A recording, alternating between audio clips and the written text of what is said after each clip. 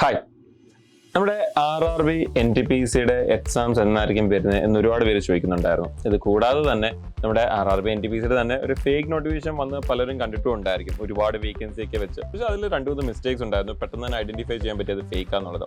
പക്ഷേ ഈ ഫേക്ക് ആയിട്ടുള്ള നോട്ടിഫിക്കേഷൻ വരാനുള്ള കാരണം നമുക്ക് മനസ്സിലായിട്ടുണ്ടായിരിക്കും. നമ്മുടെ RRBയുടെ കലണ്ടർ അനുസരിച്ചാണെങ്കിൽ നമ്മുടെ ജൂലൈ ടു സെപ്റ്റംബറിന്റെ ഇടയ്ക്കാണ് RRBയുടെ NTPCയുടെ നോട്ടിഫിക്കേഷൻസ് വരാതിരിക്കുന്നത്. അപ്പോൾ RRB NTPC എന്ന് പറയുമ്പോൾ നമ്മുടെ റെയിൽവേ റിക്രൂട്ട്മെന്റ് ബോർഡ് കണ്ടക്ട് ചെയ്യുന്ന നോൺ ടെക്നിക്കൽ പോപ്പുലർ കാറ്റഗറിയുടെ ഏതൊരു ഗ്രാജുവേറ്റിനും അതേപോലെ ഏതൊരു അണ്ടർ ഗ്രാജുവേറ്റ് +2 ക്വാളിഫിക്കേഷൻ ഉള്ള ഒരാൾക്കും എഴുതാൻ പറ്റുന്ന 2 എക്സാംസ് ആണ് നമ്മുടെ RRB NTPC വിളിക്കുന്നത്, ഗ്രാജുവേറ്റ് ആൻഡ് അണ്ടർ ഗ്രാജുവേറ്റ് എന്നുള്ള രീതിയിൽ.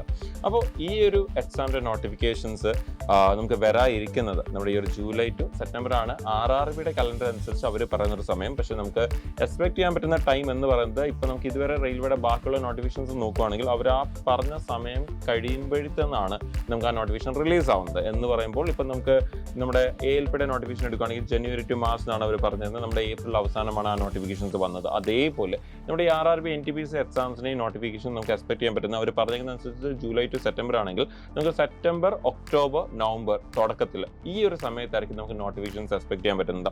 അപ്പോൾ 2 നോട്ടിഫിക്കേഷനും അത് ഗ്രാജുവേറ്റിലും ശരി അണ്ടർ ഗ്രാജുവേറ്റിലും ശരി വലിയൊരു ടൈം ഗ്യാപ്പ് ഇല്ലാതെ തന്നെ ആയിരിക്കും വരാൻ പോകുന്നത്. അപ്പോൾ നമുക്ക് ലാസ്റ്റ് അത്യാവശ്യം നല്ല വേക്കൻസീസ് ഉണ്ടായിരുന്നു, ഒരു ഓൾമോസ്റ്റ് 12,000 അടുപ്പിച്ച് 2 കൂടി ചേർത്ത് വേക്കൻസി ഉണ്ടായിരുന്നു. സോ ഈ വർഷവും നമുക്ക് അത്യാവശ്യം ആ ഒരു റേഞ്ച് ഓഫ് വേക്കൻസീസ് എക്സ്പെക്ട് ചെയ്യുന്നുണ്ട്. എക്സാംസ് നടക്കാൻ പോകുന്നതും ഈ വർഷം ഇപ്പം നമുക്ക് നടന്നുകൊണ്ടിരിക്കുന്ന പോലെ 2024 RRB NTPCയുടെ എക്സാംസ് 2025 ഇപ്പം നമ്മുടെ ജൂണിൽ നടന്നു ആൻഡ് ഇപ്പം നമ്മുടെ ഓഗസ്റ്റിൽ നടക്കാൻ പോകുന്നു അണ്ടർ ഗ്രാജുവേറ്റിൻ്റെ.